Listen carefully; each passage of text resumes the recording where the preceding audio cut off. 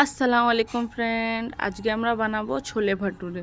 তো ছোলে ভাটুরে বানানোর জন্য আমাদের এখানে প্রথমে 500 গ্রাম ময়দা নিতে হবে, তাতে 2 চামচ নুন দিতে হবে। 2 চামচ নুন দেওয়ার পর 2 চামচ চিনি দিতে হবে, দিয়ে ভালো করে হাতের সাহায্যে মেখে নিতে হবে। তো চিনি দেওয়ার পর আমরা 1 চামচ দেবো বেকিং সোডা ও 1 চামচ দেবো বেকিং পাউডার। তো ওই দুটোকেও ভালো করে মাখিয়ে নিতে হবে। মাখানোর পর ভিজিয়ে রাখা 5 মিনিট ভিজিয়ে রাখা সুজি আমরা দিয়ে দেবো। সুজি দেওয়ার পর ওই সুজিটাকে ময়দার সাথে একটু ভালো করে মেখে নিতে হবে। হাতের সাহায্যে একটু সুন্দর করে আস্তে আস্তে মেখে নেবো। মেখে নেওয়ার পর বন্ধুরা, এবার আমরা 4 টেবিল স্পুন দই দিয়ে দেবো। দই দেওয়ার পর আমরা হাতের সাহায্যে আবার ভালো করে একটু মেখে নেব।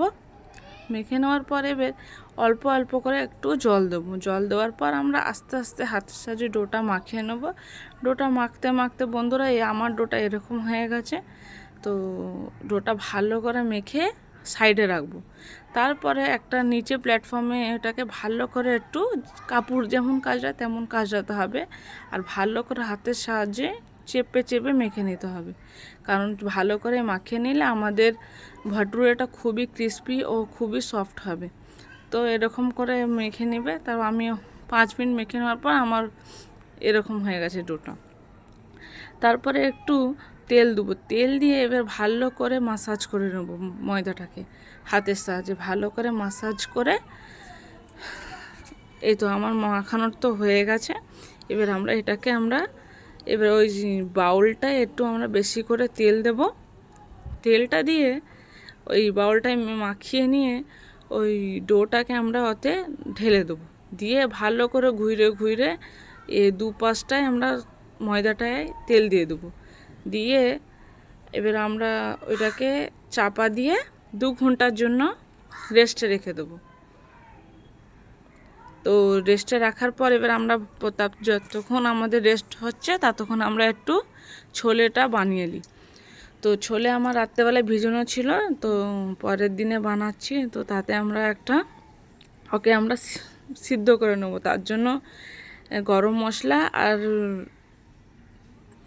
চা পাতা দুটোকে একটা সুতির কাপড়ে ভালো করে টাইট করে পুঁটলি বানিয়ে নিতে হবে। পুঁটলিটা তো দেখো আমার বানানো হয়ে গেছে। এবার একটা প্রেসার কুকার নেব, তাতে ভিজিয়ে রাখা সব কাবুলি ছোলাটা দিয়ে দেবো। আস্তে আস্তে করে দিয়ে দেবো। দেওয়ার পর পরিমাণ মতন হয়তো একটু জল দিয়ে দেবো। জল দেওয়ার পর ওতে আমাদের যে পুঁটলিটা বানিয়েছিলাম সেই পুঁটলিটা ভালো করে হাতের সাহায্যে ডুবিয়ে দেবো। এবার আমরা 1 চামচ নুন দিয়ে দেবো। তারপরে সামান্য একটু বেকিং সোডা দিয়ে দেবো। বেকিং সোডা দিলে আমাদের ছোলাটা একটু তাড়াতাড়ি সেদ্ধ হয়ে যাবে, খুবই সফট হবে, তার জন্য বেকিং সোডা দেয়। এবার ভালো করে মাখিয়ে নিয়ে এবার ওইটাকে আমরা চাপা দিয়ে 2টো সিটি দুটো সিটি, কেউ 2টো সিটিও দিতে পারো, 4টে সিটিও দিতে পারো, এটা আপনাদের ছোলার উপরে নির্ভর করে। তো আমি 4টে সিটি দিয়ে দেবো। তো ততক্ষণ আমরা আমাদের ওই গ্রেভিটা তৈরি করার জন্য একটু পেঁয়াজ আর টমেটোটা কেটে নেবো। তো আমি ওখানে 2টো পেঁয়াজ নিয়েছি আর একটা টমেটো নিয়েছি। পেঁয়াজ আর টমেটোকে একটু 4 ভাগে কেটে এবার আমরা ছোট্ট মিক্সার জারে ওইটাকে পেস্ট করে নেব। তো পেস্ট করার জন্য আমরা প্রথমে পেঁয়াজ দিয়ে দিলাম, তার উপরে আমরা টমেটো কাটাটা দিয়ে দেবো। তো টমেটো আর পেঁয়াজটা দেওয়ার পর চাপা দেওয়ার পর মিক্সার মেশিনে আমরা ওইটাকে পেস্ট বানিয়ে নেব। তো দেখো বন্ধুরা, আমার পেস্ট বানানো হয়ে গেছে। পেস্টটা খুব এরকম হবে। তো এবার আমরা এটাকে একটা ছোট বাটিতে ঢেলে নেব। ঢেলে নেওয়ার পর দেখো বন্ধুরা, আমার পেস্টটা রেডি। এবার তারপরে আদা রসুন বেটে নিয়েছিলাম।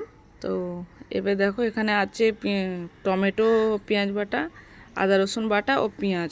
আমার মেয়ে একটু খেলা করছিল। তো তারপরে কড়াই আমরা একটু বেশি করে তেল দেবো।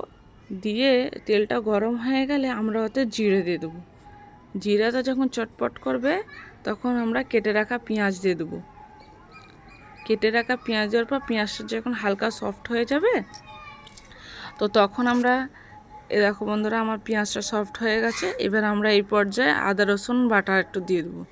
আদা রসুন বাটাটাকে একটু দিয়ে একটু নাড়িয়ে চাড়িয়ে মিক্স করে নেবো। মিক্স করার পরে বন্ধুরা, এবার আমরা এই যেই টমেটো পেস্ট করে রেখেছিলাম, টমেটো ও পেঁয়াজের পেস্ট, ওইটাকে আমরা ওই মশলাতে ঢেলে দেবো। দিয়ে এইটাকে আমাদের এখানে ভালো করে মিক্স করে নিতে হবে। যতক্ষণ এটাকে কষাতে হবে যতক্ষণ এর একটা কাঁচা গন্ধটা না চলে যায়। তো এবার আমরা একটা একটা করে মশলাটা দিয়ে দিই। তো প্রথমে আমরা দেবো হলদি 1 চামচ, তারপরে দেবো 1 চামচ লঙ্কা গুঁড়ো, তারপরে দেবো 1 চামচ ধনিয়া গুঁড়ো, তারপরে দিয়ে দেবো 1 চামচ জিরে গুঁড়ো। দিয়ে এবার মশলাগুলোকে ভালো করে আর একবার কষিয়ে নিতে হবে মশলাগুলোকে, যতক্ষণ না কাঁচা গন্ধটা ছাড়ে। তো এবার আমরা 1 চামচ স্বাদ অনুসার নুন দিয়ে দেবো। নুন দেওয়ার পর সবজি মশলা থাকলেও দিতে পারো, একটু আমি সবজি মশলা দিয়ে দিলাম। তারপরে 1 চামচ গরম মশলা দিয়ে দিলাম। দেওয়ার পর আর একবার আমরা মশলাগুলোকে ভালো করে গ্রেভির সাথে মাখিয়ে নেবো। আস্তে আস্তে করে কষাতে হবে বন্ধুরা। তারপরে কালারের জন্য 1 চামচ কাশ্মীরি লঙ্কা দিলাম, দিয়ে যাতে মানে আমাদের ছোলার কালারটা খুবই সুন্দর আসবে। তো এবার চানা মশলা 1 প্যাকেটের 2 চামচ চানা মশলা দিয়ে দিলাম, দিয়ে ভালো করে আর একবার নেড়ে নেবো। দিয়ে বন্ধুরা ভালো করে কষাতে হবে, মশলাটা না কষালে চানা মশলাটা খেতে ভালো লাগবে না। তো দেখো বন্ধুরা তেলটা আমার উঠে এসেছে। তো আবার একবার ভালো করে নেড়ে নিয়ে কষিয়ে নেবো। তো যত কষবে তত ভালো। এবার মশলা কষানো হয়ে গেছে, এবার সেদ্ধ করা কাবুলি চানাটা আমরা দিয়ে দেবো। কাবুলি চানাটা দিয়ে এবার আর একবার ভালো করে মানে গ্রেভির সাথে মিক্স করে নেব। ভালো করে মিক্স করলেও যেহেতু আমাদের কাবুলি আগে থেকে সিদ্ধ করা আছে, তো আমরা বেশি ওকে মানে রান্না করব না। তো কিছু আমি চানাকে তুলে রেখেছিলাম, দিয়ে একটু চামচের সাহায্যে ম্যাশ করে রেখেছি যাতে আমাদের গ্রেভিটা একটু গাঢ় হয়। তো দেখো দেখতেই পাচ্ছ কালারটা খুবই সুন্দর এসেছে। তা আর একবার ভালো করে আমরা চানা মশলাটাকে মাখিয়ে নেব। তো এবার আমরা ভাবছি চাপা দিয়ে দেবো, একটু জল দিয়ে চানার মশলাটাকে একটু চাপা দিয়ে দেবো, যাতে আমাদের গ্রেভিটা একটু মানে ঝোলটা একটু আছে, ঝোলটা মরে যাক। 15 মিনিট পর দেখছি এখনও ঝোল আছে। তো এখন একটু ধনিয়া পাতা দিয়ে দেবো। ধনিয়া পাতা দিয়ে আর একবার হাতের সাহায্যে মিক্স করে নেবো, চামচের সাহায্যে মিক্স করার পর আবার এটাকে একটু ঢাকনা দিয়ে ঢেকে রেখে দেবো। ঢেকে রাখার পর দেখছি এখনও ঝোল আছে। ঝোলটা আবার একটু মানে যতক্ষণ একটু হালকা গাঢ় হয়ে যায় ততক্ষণ রেখে দেখো বন্ধুরা আমার ঝোলটা অনেকটা মানে হয়ে গেছে গাঢ়। দেখতেই পাচ্ছ আমার কাবুলি চানা মশলার ফাইনাল লুক, ছোলে রেডি। তো এবার আমরা ভাটুরাটা বানিয়ে নেবো 2 ঘন্টা বাদ। 2 ঘন্টা পর আমরা এবার আর একবার দেখো আমাদের ডোটা কত সফট হয়ে গেছে বন্ধুরা। আর একবার আমরা হাতের সাহায্যে এটাকে ভালো করে আরেকবার মেখে নেবো। তারপরে গোল গোল করে লেচি কেটে নিয়ে হালকা তেল থেকে গোল গোল করে বেলে নেবো। আপনারা হ্যাঁ আস্তে আস্তে বেলতে হবে, বেশি প্রেশার দিলে হবে না। ভালো করে বেলে এবার আমরা কড়াই একদম গরম গরম তেলেতে, তেল যেন অনেক গরম থাকে, নাহলে মচমচে হবে না। তো অনেক আমাদের তেল গরম আছে। এবার আস্তে করে ভটুরাটা দিয়ে দিলাম। দেওয়ার পর এবার আস্তে আস্তে ভটুরার উপরে আমরা নিচে থেকে তেল দেবো উপরটায়। দিলে কি হবে আমাদের ভটুরাটা একদম ফুলকো ফুলকো হবে। দেখতে পাচ্ছ বন্ধুরা আমার ভটুরাটা কত সুন্দর ফুলে গেছে। তো এবার এই ভটুরাটা 2 পিস দিয়ে 2 সাইডই ভালো করে আমরা একটু সেঁকে নেব। তো দেখো বন্ধুরা কালারটা কত সুন্দর এসেছে আর কত সুন্দর ফুলেছে। আপনারাও বাড়িতে এরকম করে বানালে আপনাদেরও মানে ভটুরাটা এরকম করেই ফুলবে। তো এরকম করে আমি একটা সেঁকে নিলাম।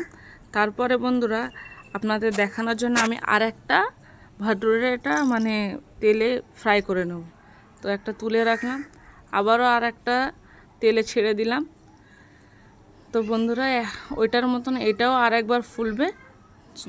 সব ভটুরাটা আমাদের এরকম করেই ফুলকো ফুলকো হবে। দেখতেই পাচ্ছ কত সুন্দর মানে হয়ে গেছে। যেই এক পিঠের ফুলে আসবে সঙ্গে সঙ্গে ওটাকে উল্টে দিতে হবে, নাহলে মানে অনেকটা কালো হয়ে যাবে।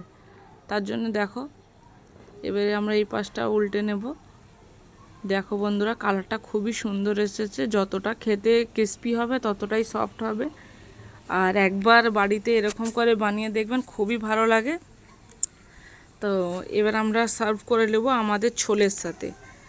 তো দেখো কত সুন্দর হয়েছে, ফুলকো ফুলকো লুচি হয়েছে।